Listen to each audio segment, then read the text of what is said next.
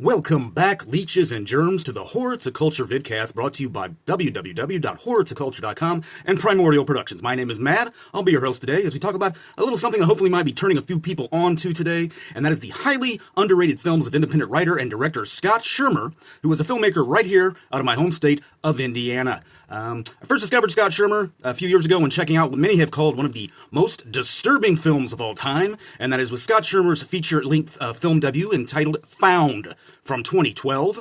Found is a twisted coming-of-age story about a young boy who discovers that his older brother is actually a serial killer who, let's just say, is into some really perverted kind of stuff. What I found most interesting and most inspiring and I guess impressive with this feature is that it was made for only $8,000, which is just unheard of, and it went on to win several independent film awards around the country, around the globe actually.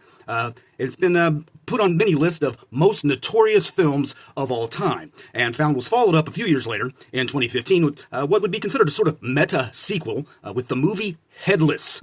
Now, Headless is a very clever movie in that it's sort of a movie within a movie, as an old VHS tape of Headless is featured in the movie Found, and is one of the inspirations for the older brother, who also, once again, happens to be a serial killer. And let's just say, Headless is truly perverse. I would say that it's even more controversial and disturbing than Found was. You have to kind of take it with a bit of tongue-in-cheek, as it doesn't take itself too seriously, because it's so over-the-top with its gore and gross-outs.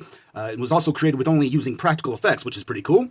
And let me just stop here for a moment. One of the things I want to say before we move forward is with Scott Schirmer's filmography, one of the things I love about Schirmer's films is that while each one is self-contained, it's kind of presented almost like a graphic novel.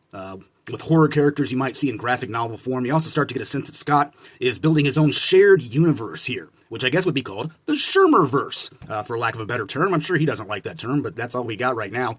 So I love that each one of his movies that I'm about to mention here almost take on features of a graphic novel, with a universe that is slowly growing with each new release. Up next in the Schirmerverse was Harvest Lake from 2016, which ends up being a very wild ride that I don't think anyone would really be expecting what's coming with this and what we're dealing with here. I guess you could say it's a Lovecraftian type of film with elements of Lovecraft and cosmic horror.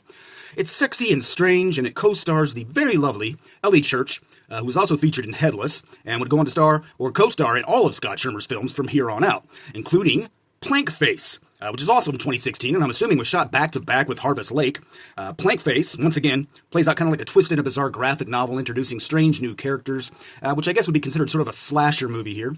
Up next, we have what is probably the most heinous, despicable, and shocking entry yet, and that comes with The Bad Man from 2018, starring Ellie Church, Jason Crow, and Arthur Cullifer as The Bad Man. And while this one was a bit hard to watch as well, because it turns out the bad man, he's a really bad man, and some truly terrible and perverse things take place.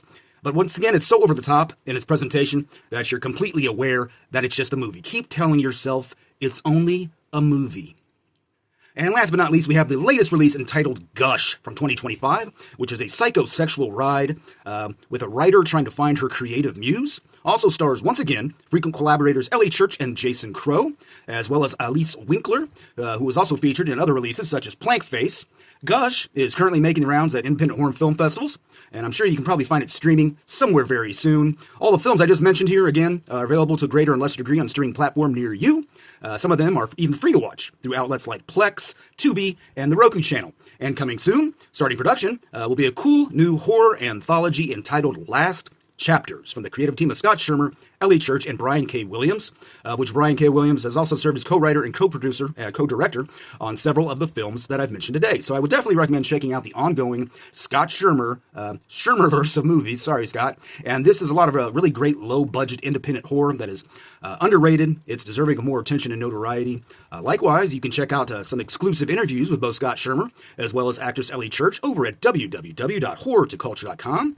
And with any luck, I'll even have a new interview with co-writer and director Brian K. Williams with the release of the upcoming horror anthology Last Chapters to complete my trifecta of interviews with the creators of these great films. So check them out. That's going to do it for today, folks. Until next time, be sure to check out horrortoculture.com for tons of original essays, reviews, short fiction, exclusive interviews, as well as our growing collection of podcast and vidcast archives. Horror to Culture, the horticulture of horror. So be sure to keep it creepy, stay spooky, and I'll see you on the next edition.